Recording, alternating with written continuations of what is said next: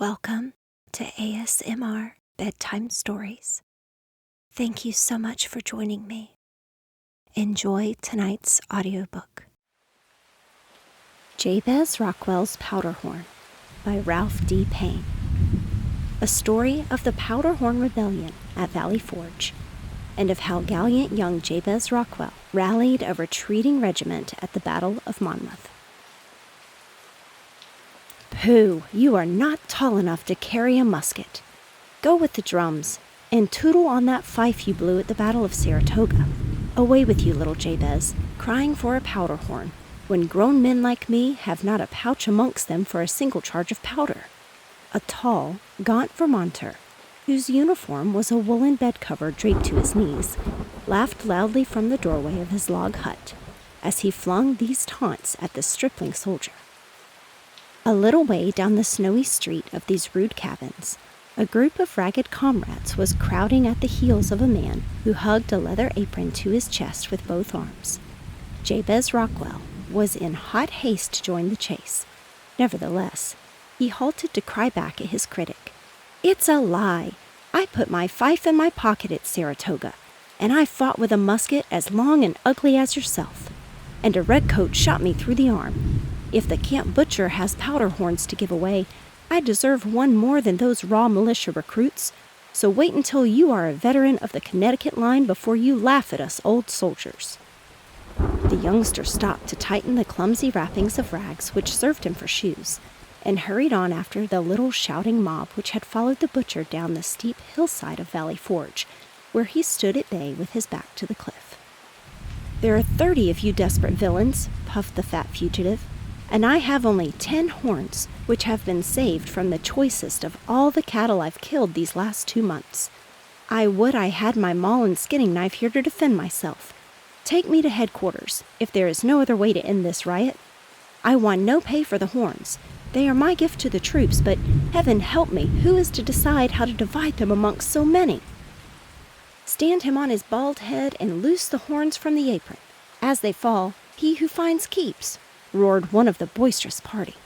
"Toss them all in the air and let us fight for them," was another suggestion. The hapless butcher glared round him with a growing dismay. At this rate, half the American army would soon be clamoring round him, drawn by the chance to add to their poor equipment. By this time, Jabez Rockwell had wriggled under the arms of the shouting soldiers, twisting like an uncommonly active eel, until he was close to the red-faced butcher. With ready wit, the youngster piped up a plan for breaking the deadlock. "There are 30 of us, you say, that put you to rout, Mr. Ritter. Let us divide the 10 horns by lot. Then you can return to your cow pens with a whole skin and a clear conscience. There is more sense in that little carcass of yours than all those big, hulking troopers that could spit you on a bayonet like a sparrow," rumbled Master Ritter. "How shall the lots be drawn?" "Away with your lottery," cried a burly rifleman, whose long hunting shirt whipped in the bitter wind. "The road up the valley is very well beaten down. The old forge is half a mile away. Do you mark a line, old beef-killing Jack, and we will run for our lives. The first 10 to touch the stone wall of the smithy will take the 10 prizes." Some yelled approval, others fiercely opposed, and the wrangling was louder than before. Master Ritter, who had plucked up heart, began to steal warily from the hillside, hoping to escape in the confusion. A dozen hands clenched his collar and leather apron and jerked him headlong back into the argument. Young Jabez scrambled to the top of the nearest boulder and ruffled with importance like a turkey cock as he waved his arms to command attention. "The guard will be turned out, and we shall end this fray by cooling our heels in the prison huts on the hill," he declaimed. "If we run a foot race, who is to say which of us first reaches the forge? Again, and I say I never served with such thick-witted troops when I fought under General Arnold at Saratoga. Those with shoes to their feet have the advantage over those that are bound up in bits of cloth and clumsy patches of hide. Draw lots, I say, before the picket is down upon us." The good-natured crowd cheered the boy orator and hauled him from his perch with such hearty thumps that he feared they would break him in two. Suddenly, the noise was hushed, as if the wranglers had been stricken dumb. Fur-capped heads turned to face down the winding valley, and without need of an order the company spread itself along the roadside in a rude, uneven line. Every man stood at attention, his head up, his shoulders thrown back, hands at his sides. Thus they stood while they watched a little group of horsemen trot toward them. In front rode a commanding figure in buff and blue. The tall, lithe frame sat the saddle with the graceful ease of the hard-riding Virginia fox hunter. The stern, smooth-shaven face, reddened and roughened by exposure to all weathers, lighted with an amiable curiosity at the sight of this motley and expectant party, the central figure of which was the butcher, Master Ritter, who had dropped to his knees as if praying for his life. General Washington turned to a sprightly-looking red-haired youth who rode at his side, as if calling his attention to the singular tableau. The Marquis de Lafayette shrugged his shoulders after the French manner and said laughingly, "Et is what you think. Will they make ready to kill him? What they do?" Just behind them pounded General Muhlenberg, the clergyman who had doffed his gown for the uniform of a brigadier, stalwart, swarthy, laughter in his piercing eyes as he commented, "To the rescue! The victim is a worthy member of my old Pennsylvania flock. This doth savor of a soldier's court-martial for honest Jacob Ritter." The cavalcade halted, and the soldiers saluted, tongue-tied and embarrassed, scuffling and prodding one another's ribs in an attempt to urge a spokesman forward, while General Washington gazed down at them, as if demanding an explanation. The butcher was about to make a stammering attempt when the string of his apron parted, and the 10 cow horns were scattered in the snow. He dived in pursuit of them, and his speech was never made. Because Jabez Rockwell was too light and slender to make much resistance, he was first to be pushed into the foreground, and found himself nearest the commander-in-chief. He made the best of a bad matter, and his frank young face flushed hotly as he doffed his battered cap and bowed low. "May it please the general, we were in a good-natured dispute touching the matter of those 10 cow horns which the butcher brought amongst us to his peril. There are more muskets than pouches on our street, and we are debating a fair way to divide them. It is exceedingly bold, sir, but dare we ask you suggest a way out of the trouble which preys sorely on the butcher's mind and body?" A fleeting frown troubled the noble face of the chief, and his mouth twitched, not with anger, but in pain, for the incident brought home to him anew that his soldiers, these brave, cheerful, half-clothed, breezing followers, were without even the simplest tools of warfare. The cloud cleared and he smiled, such a proud, affectionate smile, as a father shows to sons of his who have deemed no sacrifice too great for duty's sake. His eyes softened as he looked down at the straight stripling at his bridle rein and replied, "You have asked my advice as a third party, and it is meet that I share in the distribution. Follow me to the nearest hut." His officers wheeled and rode after him, while the bewildered soldiers trailed behind, 2 and 2, down the narrow road, greatly wondering whether reward or punishment was to be their lot. As for Jabez Rockwell, he strode proudly in the van, as guide to the log cabin, and felt his heart flutter as he jumped to the head of the charger, while the general dismounted with the agility of a boy. Turning to the soldiers, who hung abashed in the road, Washington called, "Come in, as many of you as can find room." The company filled the hut, and made room for those behind by climbing into the tiers of bunks filled with boughs to soften the rough-hewn planks. In one corner, a wood fire smoldered in a rough stone fireplace, whose smoke made even the general cough and sneeze. He stood behind a bench of barked logs, and took from his pocket a folded document. Then he picked up from the hearth a bit of charcoal, and announced, "I will write down a number between 1,500 and 2,000, and the 10 that guess nearest this number shall be declared the winners of the 10 horns." He carefully tore the document into strips, and then into smaller squares, which were passed among the delighted audience. There was a busy whispering and scratching of heads. Over in one corner, jammed against the wall until he gasped for breath, Jabez Rockwell said to himself, "I must guess shrewdly. Methinks he will choose a number halfway between 1,500 and 2,000. I will write down 1,750. But stay, 1776 may come first into his mind, the glorious year when the independence of the colonies were declared. but he will surely take it that we, too, are thinking of that number. Wherefore I will pass it by." As if reading his thoughts, a comrade curled up in the bunk at Rockwell's elbow muttered, "1776. I haven't a doubt of it." Alas, for the cunning surmise of Jabez, the chief did write down Independence Year, 1776, and when this verdict was read aloud, the boy felt deep disappointment. This was turned to joy, however, when his guess of 1750 was found to be among the 10 nearest the fatal choice, and one of the powder horns fell to him. The soldiers pressed back to make way for General Washington as he went out of the hut, stooping low that his head might escape the roof beams. Before the party mounted, the boyish Lafayette swung his hat round his head and shouted, "A huzzah for the wise general!" The soldiers cheered lustily, and General Muhlenberg followed with, "Now a cheer for the Declaration of Independence, and for the soldier who wrote down 1776. General Washington bowed in his saddle, and the shouting followed his clattering train up the valley on his daily tour of inspection. He left behind him a new-fledged hero in the person of Jabez Rockwell, whose bold tactics had won him a powder horn and given his comrades the rarest hour of the dreary winter at Valley Forge. In his leisure time he scraped and polished the horn, fitted it with a wooden stopper and cord, and with the greatest care and labor, scratched upon its gleaming surface these words: "Jabez Rockwell, Ridgeway, Connecticut, his horn, made in camp at Valley Forge." Thin and pale, but with unbroken spirit, this 16-year-old veteran drilled and marched and braved picket duty in zero weather, often without a scrap of meat to brace his ration for a week on end, but he survived, with no worse damage than sundry frostbites. In early spring, he was assigned to duty as a sentinel of the company which guarded the path that led up the hill to the headquarters of the commander-in-chief.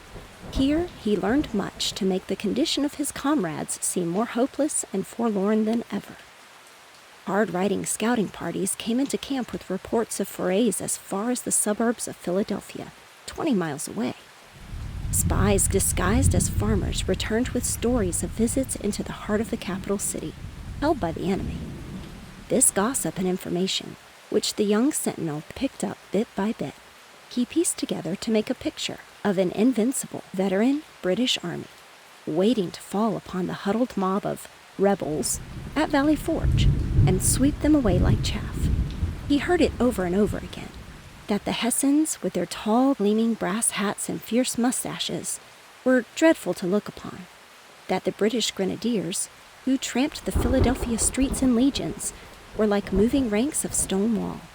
Then Jabez would look out across the valley and perhaps see an American regiment at drill, without uniforms, ranks half-filled, looking like an array of scarecrows. His heart would sink, despite his memories of Saratoga, and in such dark hours he could not believe it possible even for General Washington to win a battle in the coming summer campaign. It was on a bright day in June that Captain Allen McLean, the leader of scouts, galloped past the huts of the sentinels and shouted as he rode, "The British have marched out of Philadelphia! I have just cut my way through their skirmishers over in New Jersey." A little later, orderlies were buzzing out of the old stone house at headquarters like bees from a hive, with orders for the troops to be ready to march. As Jabez Rockwell hurried to rejoin his regiment, men were shouting the glad news along the Green Valley with songs and cheers and laughter. They fell in as a fighting army and left behind them the tragic story of their winter at Valley Forge. As the trailing columns swept beyond the Schuylkill into the wide and smiling farmlands of Pennsylvania, summer heat now blistered the dusty faces that had been for so long blue and pinched with hunger and cold. A week of glad marching and full rations carried Washington's awakened army into New Jersey, by which time the troops knew their chief was leading them to block the British retreat from Philadelphia. Jabez Rockwell, marching with the Connecticut Brigade, had forgotten his fears of the brass-capped Hassans and the Stonewall Grenadiers. One night, they camped near Monmouth village, and scouts brought in the tidings that the British were within sight. In the long summer twilight, Jabez climbed a little knoll hard by and caught a glimpse of the white tents of the Queen's Rangers, hardly beyond musket shot. Before daybreak, a rattling of firing woke him, and he scrambled out to find that the pickets were already exchanging shots. He picked up his old musket and, chewing a hunk of dry bread for breakfast, joined his company drawn up in a pasture. Knapsacks were piled near Freehold Meeting House, and the troops marched ahead, not knowing where they were sent. Across the wooded fields, Jabez saw the lines of red splotches which gleamed in the early sunlight, and he knew these were British troops. The rattling musket fire became a grinding roar, and the deeper note of artillery boomed into the tumult. A battle had begun, yet the Connecticut Brigade was stewing in the heat hour after hour, impatient, troubled, wondering why they had no part to play. As the forenoon dragged along, the men became sullen and weary. When at last an order came in, it was not to advance, but to retreat. Falling back, they found themselves near their camping place. Valley Forge had not quenched the faith of Jabez Rockwell in General Washington's power to conquer any odds, but now he felt such dismay as brought hot tears to his eyes. On both sides of his regiment, American troops were streaming to the rear, their columns broken and straggling. It seemed as if the whole army was fleeing from the veterans of Clinton and Cornwallis. Jabez flung himself into a cornfield and hid his face in his arms. Round him his comrades were muttering their anger and despair. He fumbled for his canteen, and his fingers closed round his powder horn. "General Washington did not give you to me to run away with," he whispered. And then his parched lips moved in a little prayer. "Dear Lord, help us beat the British this day, and give me a chance to empty my powder horn before night. Thou hast been with General Washington and me ever since last year. Please don't desert us now." Nor was he surprised when, as if in direct answer to his petition, he rose to see the chief riding through the troop lines, but such a chief as he had never known before. The kindly face was aflame with anger and streaked with dust and sweat. The powerful horse he rode was lathered, and its heaving flanks were scarred from hard-driven spurs. As the commander passed the regiment, his staff in a whirlwind at his heels, Jabez heard him shout in a great voice vibrant with rage and grief, "I cannot believe the army is retreating. I ordered a general advance. Who dared give such an order? Advance those lines!" "It was General Lee's order to retreat," Jabez heard an officer stammer in reply. Washington vanished in a moment, with a storm of cheers in his wake. Jabez was content to wait for orders now. He believed the Battle of Monmouth was as good as won. His recollection of the next few hours was jumbled and hazy. He knew that the regiment went forward, and then the white smoke of musket fire closed down before him. Now and then the summer breeze made rifts in this stifling cloud, and he saw it streaked with spouting fire. He aimed his old musket at that other foggy line beyond the rail fence, whose top was lined with men in coats of red and green and black. Suddenly his officers began running to and fro, and a shout ran down the thin line. "Stand steady, Connecticut! Save your fire! Aim low! Here comes a charge!" A tidal wave of red and brass broke through the open gaps in the rail fence, and the sunlight rippled along the wavering line of British bayonets. They crept nearer, nearer, until Jabez could see the grim ferocity, the bared teeth, the staring eyes of the dreaded grenadiers. At the command to fire, he pulled the trigger, and the kick of his musket made him grunt with pain. Pulling the stopper from his powder horn with his teeth, Jabez poured in a charge, and was ramming the bullet home when he felt his right leg double under him and burn as if red-hot iron had seared it. Then the charging tide of grenadiers swept over him. He felt their hobnail heels bite into his back. Then his head felt queer, and he closed his eyes. When he found himself trying to rise, he saw, as through a mist, his regiment falling back, driven from their ground by the first shock of the charge. He groaned in agony of spirit. What would General Washington say? Jabez was now behind the headlong British column, which heeded him not. He was in a little part of the field cleared of fighting, for the moment, except for the wounded, who dotted the trampled grass. The smoke had drifted away, for the swaying lines in front of him were locked in the frightful embrace of cold steel. The boy staggered to his feet, with his musket as a crutch, and his wound was forgotten. He was given strength to his need by the spirit of a great purpose. Alone, he stood and reeled, while he beckoned passionately, imploringly, his arm outstretched toward his broken regiment. The lull in the firing made a moment of strange quiet, broken only by groans, and the hard, gasping curses of men locked in the death grip. Therefore, the shrill young voice carried far as he shouted, "Come back, Connecticut! I'm waiting for you!" His captain heard the boy, and waved his sword with hoarse cries to his men. They caught sight of the lonely little figure in the background, and his cry went to their hearts, and a great wave of rage and shame swept the line like a prairie fire. Like a landslide, the men of Connecticut swept forward to recapture the ground they had yielded. Back fell the British before a countercharge they could not withstand, back beyond the rail fence. Nor was there refuge even there, for shattered and spent, they were smashed to fragments in a flank attack driven home in the nick of time by the American reserves. From a low hill to the right of this action, General Washington had paused to view the charge just when his line gave way.